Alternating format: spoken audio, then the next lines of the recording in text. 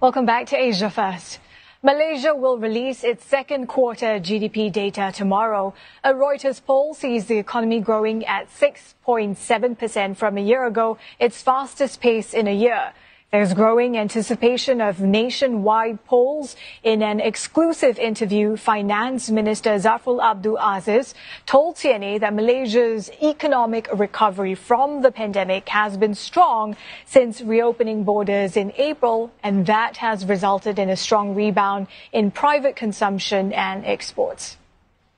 Second quarter GDP growth, the numbers are quite strong, and this gives us more confidence that we will be on track to meet that target. The unemployment number is now at 3.8% in June, which is the lowest since the pandemic. The wholesale and retail consumption have increased considerably. It's a record high since 2018 actually. The trade numbers as well, very strong trade number, up nearly past 40% for the first 6 months.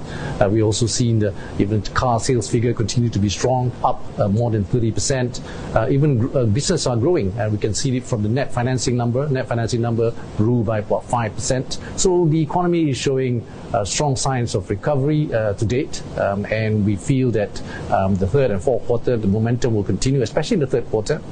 So we should be able to meet our 2022 GDP forecast of between 5.3 and 6.3%. And this 80 billion of subsidy actually has helped managing and containing the inflation. And the inflation today without the subsidy is close to 11%.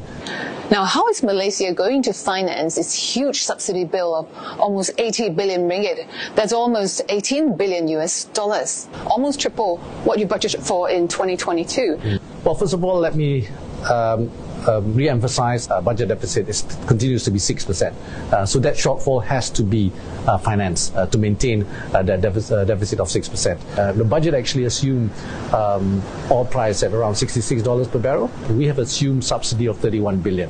Based on current trajectory of prices, commodity prices, we will end up spending close to 80 billion ringgit in subsidy. So there is close to a 40 billion shortfall, right? 40 to 50 billion. The oil price has helped, palm oil price has helped, all the commodities will narrow that gap. But there will be still a shortfall, which we will then have to tap on the government's ecosystem in terms of dividends of agencies or companies under the government. I think that we need to look at implementing cost-saving exercise on that will also help mitigate the impact in terms of shortfall in revenue.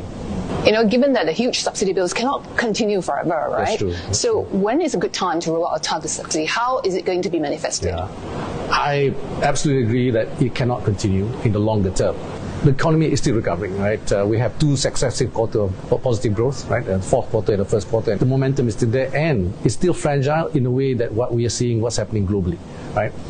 So in the short term, we need to continue the subsidy, and at the same time, we do not want to waste time. The Ministry of Finance, together with the other relevant ministries and agencies, are actually engaging all the petrol companies, the pump station, on how do we ensure that when the time is right, the targeted mechanism can work. Because out of the 38 billion of subsidy for petrol, most of it, half of it actually goes to those who can afford it. So when would be the right time? I think the right time will be when the economy shows a sustained growth momentum, right? Because I'm optimistic first and second, third quarter is strong, but fourth quarter, it's still too early to say. And we've seen what's happening globally. IMF, you mentioned, have moderated the forecast for Malaysia. In fact, they moderated the forecast growth for the world, right? Both IMF and World Bank. So we need to ensure that. But the timing has to be right? Because increasing, and it has to be gradual as well, because increasing in one go does have an impact on inflation. Now, what can we expect from the 2023 national budget that you are tabling on October 28? The theme of this year is about being more inclusive. We've seen how strong the GDP numbers are, the first 2 quarters, and hopefully this year, first 3 quarters. And this means that, but how inclusive is that growth, right? It's important to see jobs being created. It's important to see that the growth is more even, right? We've seen the recovery is also uneven between sectors. So we're going to look at that, and we're going to focus on certain sectors as well. The chemical and oleochemical sectors, I think these are sectors that are important, that Malaysia can grow, right? So being inclusive, sharing the prosperity, I think is the main theme of this. And when I say inclusive, it's not just for different segments of the society, but also different sectors of the economy.